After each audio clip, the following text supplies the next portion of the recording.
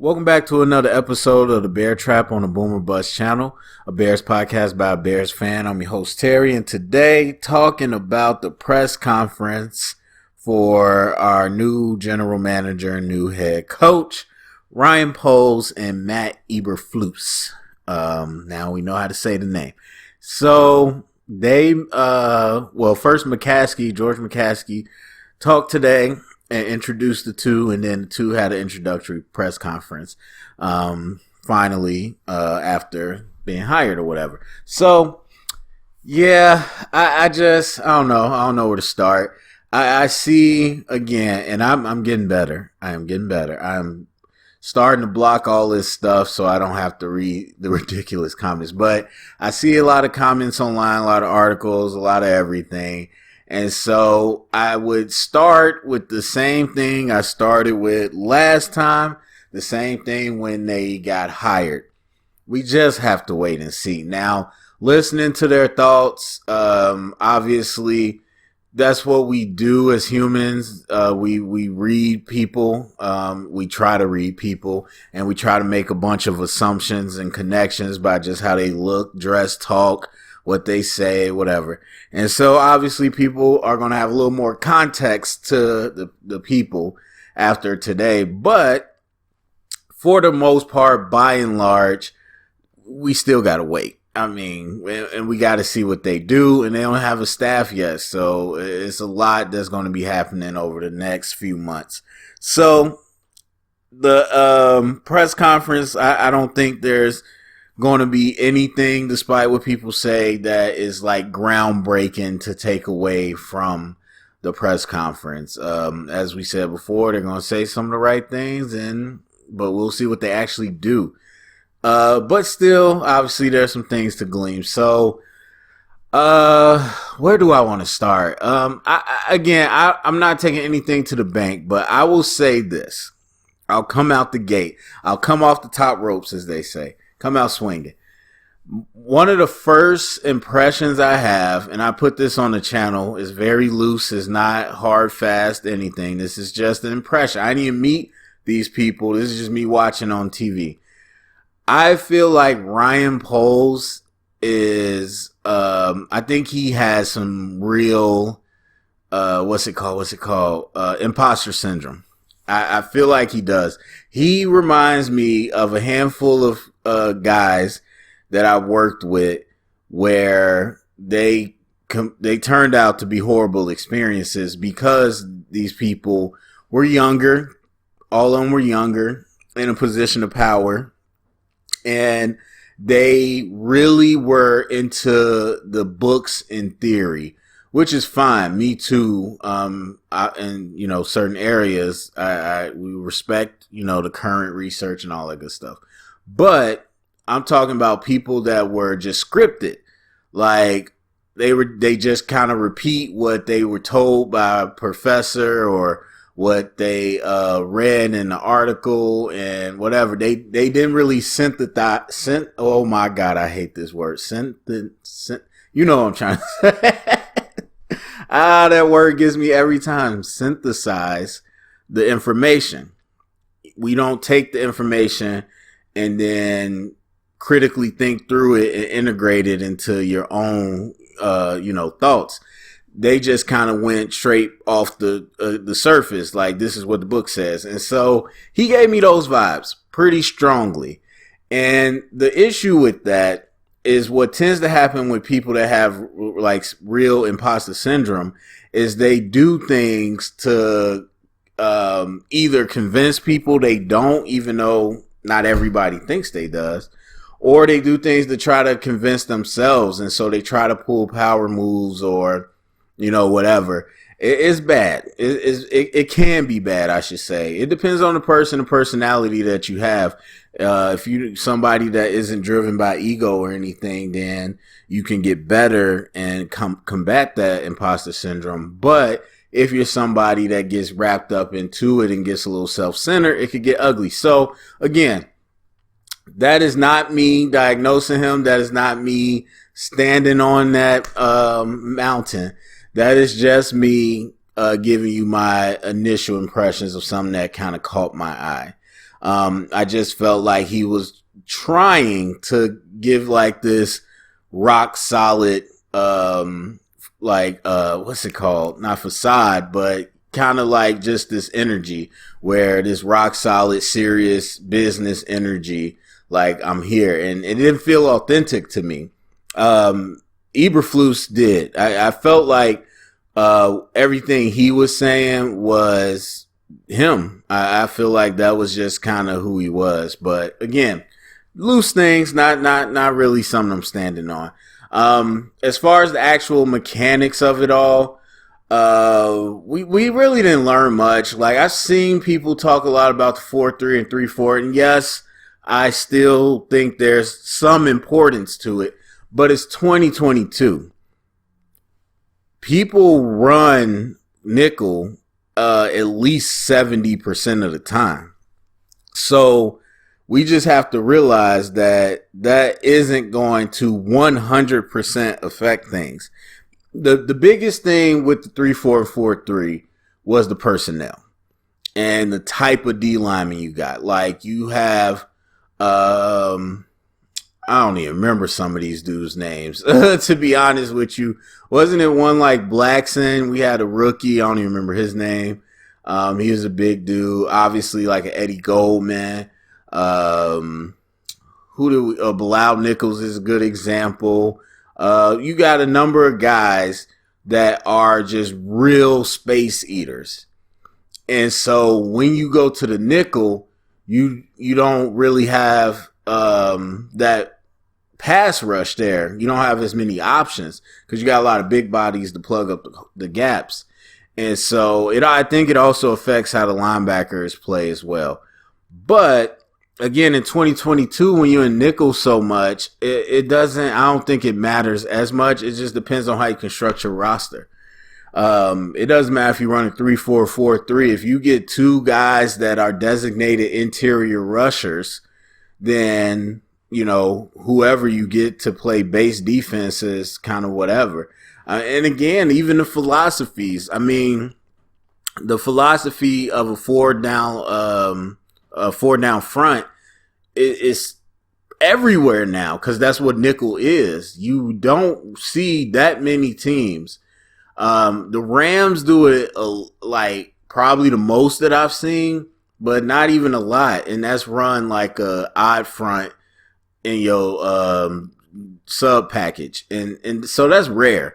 You ain't got a lot of people running 3-3-5s or 3-5-3s. Most people are running nickel as essentially a 4-2. And so those principles are there. Like, when you got the person hand in the ground, they go. And the pass rushes, they don't even really matter at the end of the day. Like, you could do what you want. A lot of it is labeling. And so you talk about Khalil Mack putting his hand in the dirt or Robert Quinn. If you're in a base 3-4 and they're both on the edge, you can send both of them every single time.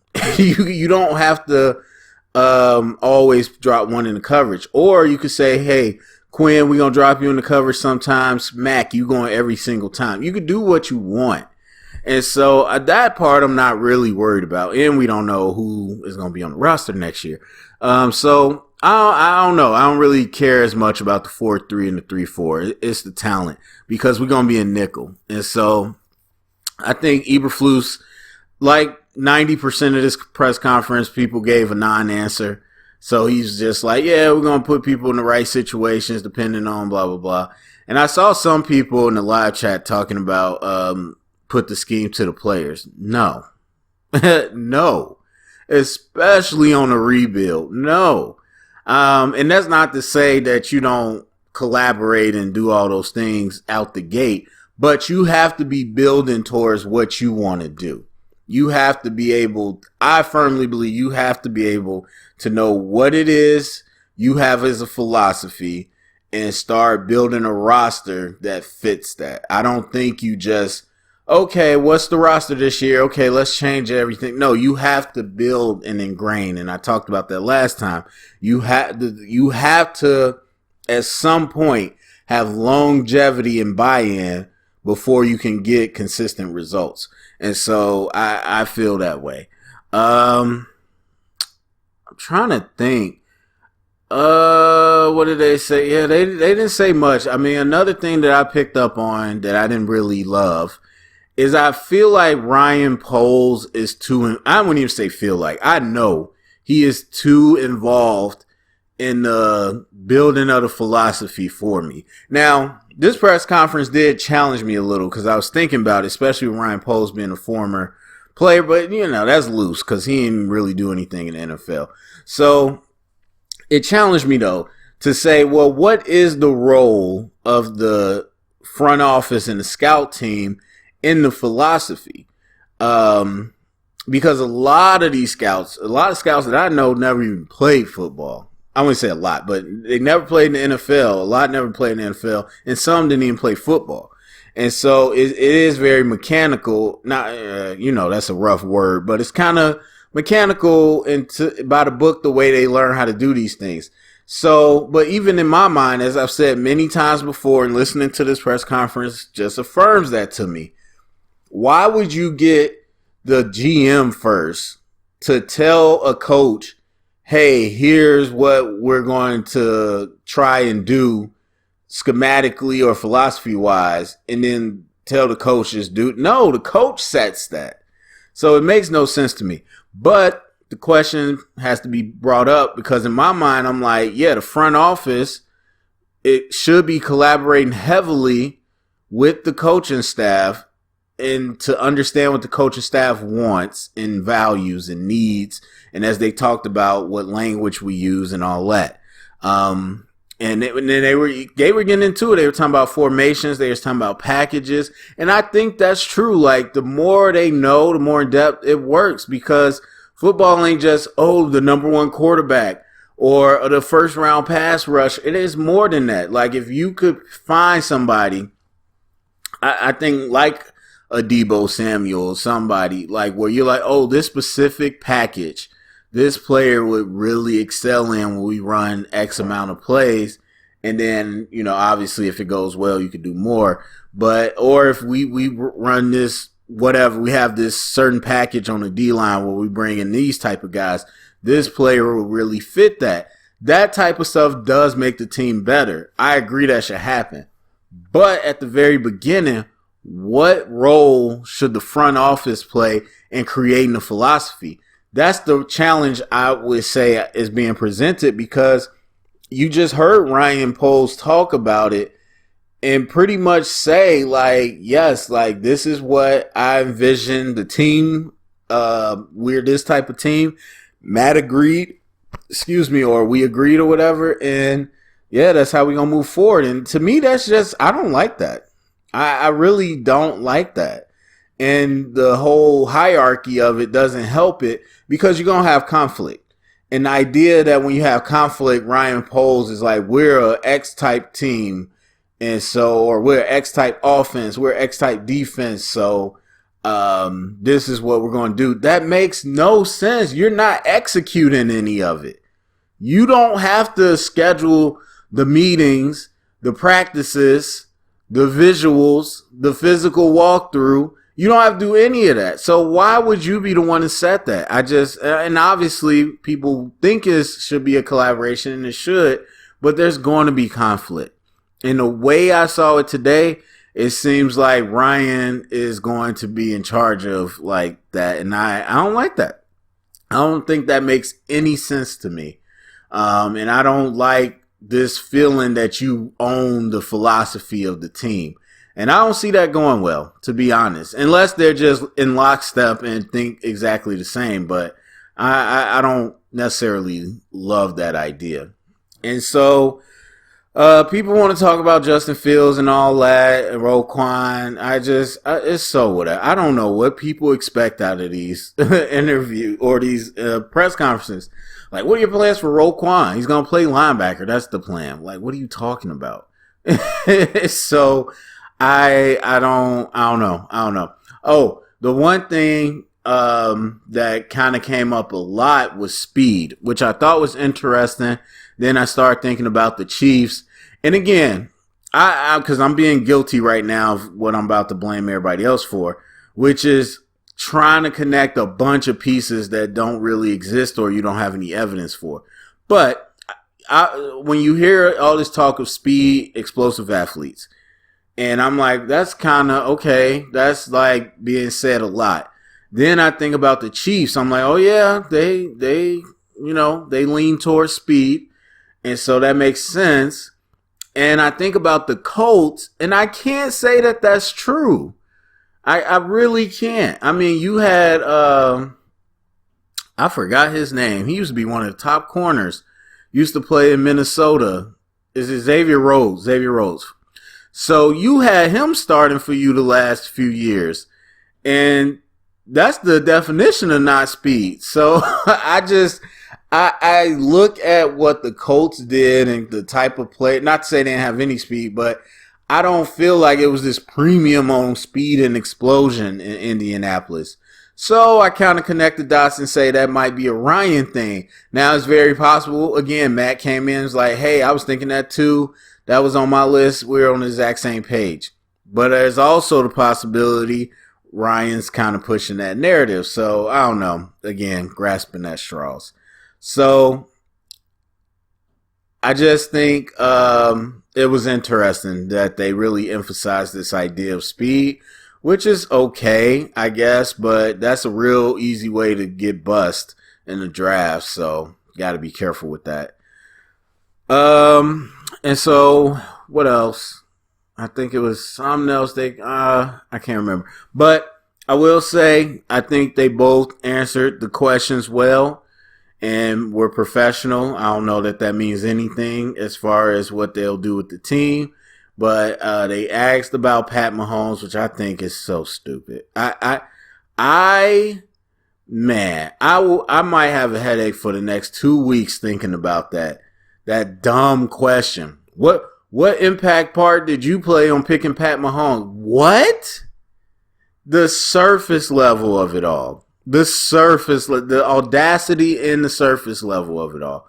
But I think he gave a great answer, and I appreciated his answer. And then the last thing I say is that I enjoyed they talk ball. More Matt than Ryan, but they talk ball. And they talk, and he talked, and I don't think that to say Nagy didn't, but I like that Matt talked about football in football terms. That's one thing. Whenever, especially a player, whenever you see a player that's talking in football terminology, you know that they a real student and they into the game and respect the game. And I love that. And so I have no doubt most NFL coaches love the game. I would say there's a lot of college coaches that don't care and full of themselves, but I have no doubt NFL coaches love the game, but it's nice to hear. And I think that's it. I don't think there's probably some other stuff I'm forgetting, but I think those are the big things. So go down in the comment section. Let me know what you thought of the press conference. What thoughts, questions, and things do you still have going forward? Share it around, get the conversation started. Thumbs up, subscribe, and remember, stay up and bear down.